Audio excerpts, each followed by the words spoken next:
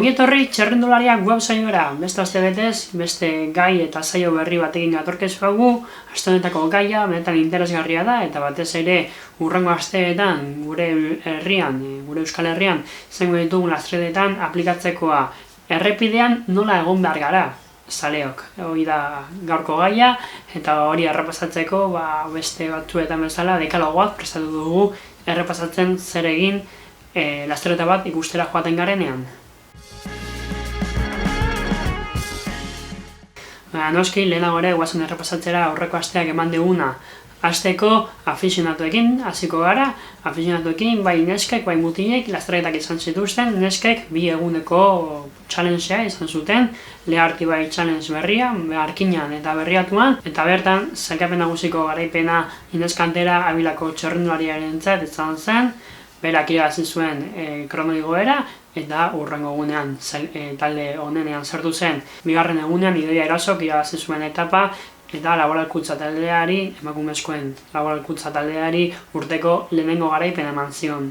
Antzuolan izan genuen Helduz txapelketa berriaren estreinua, txapelketa hau abiatzen txapelketaren replika bat da, baina hemendik urte bukaerara izango dena, abiatzen txapelketako arau berdinekin, gogoratu bitartean ere Euskaldun txapelketa lehiatuko dela Euskaldun txapelketako araudi ohikoarekin, eta Helduz txapelketa hau Antzuolan esan bezala hasi zen eta garaipena Unai Hierrorentzat izan zen.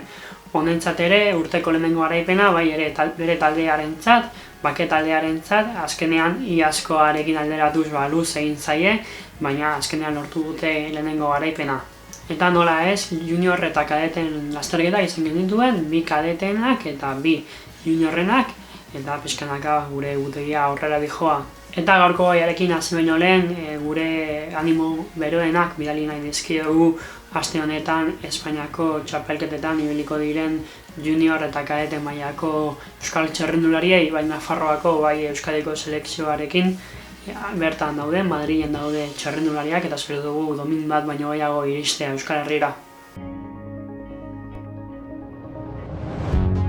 Eta orain bai, guazen gaurko gaiarekin, eta aprobosa deritzogu hemendik aste batzutara Euskal Herrian berriro ere profesional lasterketak izango ditugulako, eta bertan badakigulako jende andana bilduko dela, eta baita ere Euskaldun pila aste honetan bertan turrean daudela munduko txerrendularitza lasterketa onenean txerrendulariak animatzen. Beraz, honako hauek gida oso garrantzitsua da lasterketa batera joan baino lehen zer egin behar den eta zer egin ez behar den jakiteko.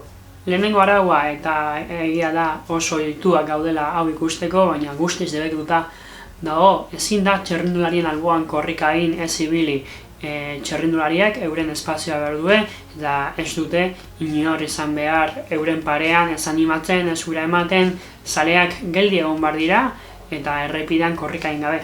Eta bigarren araua nola ezin dira txerrendulariak ukitu eztare, ez bultzadak emateko, eztare ukitzeko, egia da txerrendularitzak eskaintzen digula aukera gure idoloengatik oso hurbil egoteko, baina guztiz debekatuta dago, eta gainera txerrendulari batek gehiagizko bultzada jasoko balu, lasterketa batetik kanpora egongo litzateke, beraz kontakeri bat da hori egitea, eta gainera txerrendularientzat ondorio latzak izan ditzazke. Hirugarren araua guri ere eragiten digu, kamera batekin baldin bagoaz, gutxienez mobil batekin baldin bagoaz, eta argazkiak edo bideoak egin nahi baditugu, distantzia hartu behar dugu, ezin geha mobilarekin oso hurbil egon, ze mobilarekin ikusten duguna ez da errealitatea, eta distantzak ez ditugu ondo neurtzen, eta derrepente txerrendulariak gure gain etorri daitezke. Askotan pasa da, pertsona bat kamerarekin edo mobilarekin grabatzen egotea eta derrepente txerrendulariak bere gainean izatea. Beraz, oso arriskutsua da haientzat eta baita ere, noski, guretzat, zaleontzat, beraz, hau egiteko kontu zibili behar da, jakin behar izan da, eta ez badakigu distantzia hartu eta urrunetik argazki politak ere egin daitezkelako. Eta kamaren munduan jarraitu, egia da, askotan gertatzen delako, txerrendulariak datozenen ere motoak datozela kamarekin zuzeneko seinalea emititzen, eta jende asko txerrendulariak animatu ordez kamarei agurtu nahi diela, euren gorputz edo eskuak errepidera sartzen, eta hori oso arriskutsua da. Ikusi genuen Frantziako Tourreko lehenengo etapan nola zale batek, edo, zale bat, ez pertsona batek, berarekin zekan kartel bat errepidera atera zuela eta txerrindulari pila baten erorikoa eragin zuela eta baten, gutxienez txerrindulari baten etxeratzea behartu zuela. Ezin da hori egin, beti lasterketan gaudenean, lasterketaren norabidetik nor datorren begiratu behar dugu eta inoiz ez atzera, are gutxiago txirrindulariak datozenen hain errepide estuetan. Beraz, beti lasterketaren norabidearen alde begiratu behar dugu eta errepidetik nor dator ikusi behar dugu. Bosgarren araua oso logiko dirudi, baina jende asko kagatze egiten du, ezin da errepidea gurutzatu. Txirrindulariak etorri baino lehen, moto eta auto asko etortzen dira, askotan abiadura handiarekin horrela exijitzen duelako lasterketaren egoerak eta ezin dira oinezkoak egon errepidea gurutzatzen. Berdin du zebrabide bat baldin badugu eta berdea baldin badaukagu errepidea gurutzatzea ia guztiz nerekatuta dago eta oso arriskutsua da ze batzutan abiadura handian etorri daitezke txirrindulariak edo ibilgailuak eta oso arriskutsua izan daiteke hau ere baita guretzako. Eta errepidearen egoerari buruz erreparatuz ere gauza bat argi dagoena, txirrindularitza gaztertentzat errepidea ixten da, hori poliziek egiten dute, baina errepidea guztiontzat itxita dago. Ezin da autoan ibili, baina ez da ere txirrindan ibili. Gu zikloturista izateagatik ez dugu eskubiderik lasterketa batean sartzeko eta ez dago onartua ez txirrindularitza lasterketaren alde edo kontran jutea ez txirrindan, ez gutxi gore auto batekin beraz bandera gorriak ikusten ditugunean, errepidea itxita dago eta ezin da inolaz ere zeharkatu edo bertatik ibili. Gure dekalogo honekin jarraituz gure hurrengo puntua, 7. zea da txirrindulariei espazioa eskaini behar zaiela eta ezin garela errepidean sartu animatzera eta batez ere jaitsiereak oso azkarrak izaten dira, geroz eta trebeagoak dira txirrindulariak, baina egia da geroz eta abiadura azkarragoak direla, beraz erreakzio abiadura geroz eta zailago izaten zaiela, beraz oso importantea da batez ere jaitsiera baten edo une oso azkar baten baldin bagaude ez sartzea errepidean eta batez ere jaitsieretan, baina orokorrean bai txirrindulariek behar dute errepide osoa kontrolatzea eta ikustea euren erreakzioa azkarren izateko, beraz ahal eta bezain tarte gutxien okupatu behar dugu errepidean.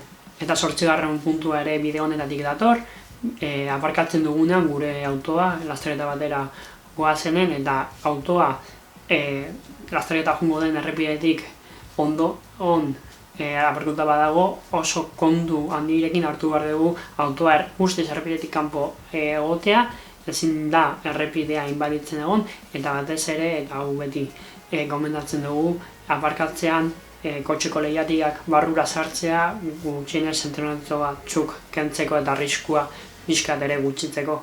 Eta azken aurreko puntuarekin goaz, askotan lasterketak naturan zehar izaten dira eta animaliak eramatea zilegi da, baina behin lasterketa pasatzen hasten denean animaliak beti lotuta izan behar dira edo kotxearen barnean, baina inolaz ere askatuta sustuak egon dira beti, batzutan animali salvaje edo silvestreekin topatzen gara eta horiekin gauza gutxi egin daiteke, baina gutxienez txakurrak, katuak edo abarrekoak izaten baditu hauek lotu, lasterketa pasatzen den bitartean oso arriskutsatzen daitekelako eurek ez dutelako hainbeste kontrolatzen egiten dutena eta errepente errepidean sartu daitezkelako eta susto ikaragarria eman bai haiei eta baita ere txirrindulariei.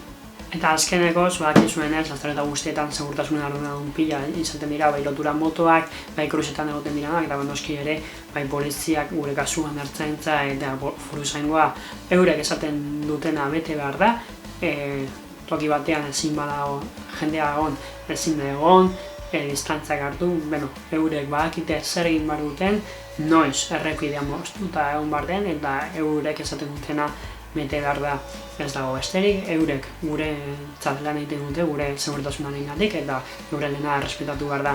Beraz, hauek dira gure 10 puntuak lasterketan egoteko, zentzunak izan da oso azkar ateratzen zaizkigu, baina beti horrelako akatsak ikusten ditugu eta oso arriskutsuak izan daitezke hauetako 10 ez baditugu betetzen egoera zehatz batzuetan. Beraz, badakizue, lasterketara joan, txirrindulariek animatu, baina errespetuz, instantziarekin eta extra moduko bat sartu nahi dugu, eta espero dugu hau gutxi irautea, baina pandemia irauten duen bitartean, hau esan behar dugu, txirrindulariei hain hurbiletik animatzen badiagu errespetuzkoa da musukoa erabiltzea eta ez haiei garrasi egitea hain hurbil. Egia da, geroz eta jende gehiago txartuta dagoela, geroz eta jende gehiago immunizatuta dagoela koronavirusarengatik, baina badakigu gurean nola dabilen koronavirusa, asko zabaltzen ari dela azkenaldian, eta musukoa erabiltzea txirrindulariei animatzean eta orokorrean lasterketa baten inguruan hainbeste jende biltzen dela hainbeste tokietatik, zuntzuna da, eta horrela egitea eskatzen dizuegu. Beraz, eskerrik asko danoi, espero dugu ikastea pixkat eta batez ere gure dekalogo hau betetzea ahal bezain beste, eta aurrengo arte noski.